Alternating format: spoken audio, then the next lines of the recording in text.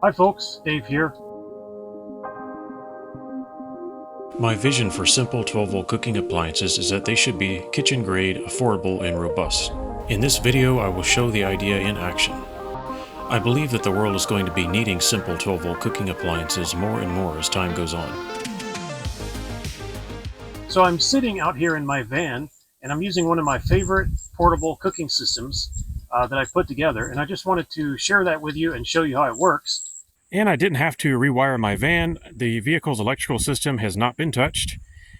In fact, this van has a 12-volt inverter built into it, but I'm not going to use that. And most people in their cars don't have a built-in inverter anyway. 50 watts is a little small, but if the sun is shining, it's good enough. You can actually cook food, including bread and meat and vegetables, in a little setup like this with a small 50-watt solar panel, and it's not a problem at all.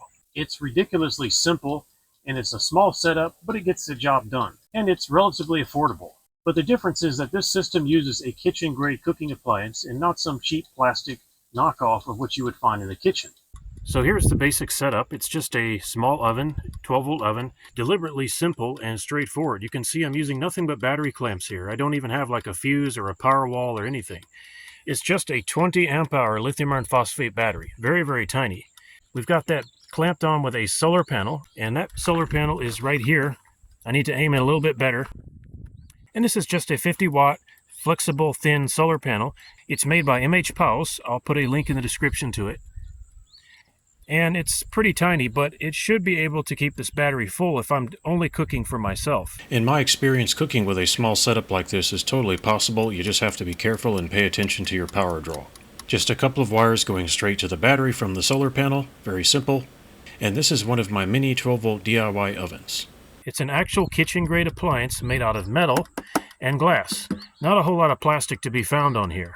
Now, pardon the fact that I do have a clamp-on meter here and a voltmeter over there. Those are optional, and I just have them there because I'm doing some research and some testing, and I'm always using instruments like that. These are completely optional. Now, this oven is a conversion of a kitchen-grade 120-volt AC appliance to 12 volts. I have a link in the description to a video where I showed all the details, how to take this oven apart, how to convert it to 12 volts, all the bits and pieces you need. It really isn't that complicated. But what I'd like to see from companies is more products like this that can just be purchased right off the shelf without having to DIY it. There's no high voltage, there's no inverter, there's no big systems involved, and I'm not tapping into the vehicle's battery. I'm using an independent battery and an independent solar panel, so I didn't have to run any wires or drill any holes in my van. And it's so simple. By the way, I can smell the food cooking. I actually know how much electricity or watt hours it takes to cook or heat food. For example, how much electricity does it take to cook a piece of bread in this oven? Well, I actually know. And I'll link that video in the description. I performed the research and I determined how many watt hours or how much electricity this oven consumes to do a given cooking task. And that's very important because batteries are measured in terms of how much electricity they can store, and that's measured in watt hours generally, or kilowatt hours. So this becomes sort of a tank of fuel, and watt hours is the amount of fuel you're taking out, and if you know how many watt hours it takes to heat up your lunch, you can start to see how even a small battery like this works just fine. Now, of course, I'm not going to cook for a family of 4 with such a small battery and a small oven. That's not the point of this video. But a battery that is a little bit bigger and an oven that's a little bit bigger would handle the job just fine. This battery is like my backup fuel tank. I haven't had a need to use it yet, but it's here if I need it. These two 20 amp hour batteries have been used for some time now for my cooking needs, and even though they're small, they do the job. This is 40 amp hours, 2 times 20 amp hours in parallel.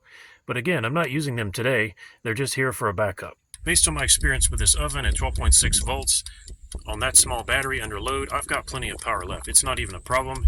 In that battery, I haven't even been keeping it fully charged. So it's amazing what a tiny system can do. And of course, the backup to my backup is under the hood of my van. It's the vehicle starter battery. But I really don't like using the vehicle battery unless I absolutely have to. So that is like an emergency power source for me. I'm a firm believer in detaching your cooking from the vehicle battery and using an independent power supply. Because in a pinch, that battery, if it goes dead, could be jump-started by a second battery that you use for cooking in a severe emergency. So separating the vehicle from the cooking and power battery makes a lot of sense. For one man traveling the road, even a small oven like this can be a godsend and a blessing. It may not have a lot of bells and whistles like Bluetooth and apps and things like that, but it gets the job done. And hopefully I don't burn myself trying to get the food out.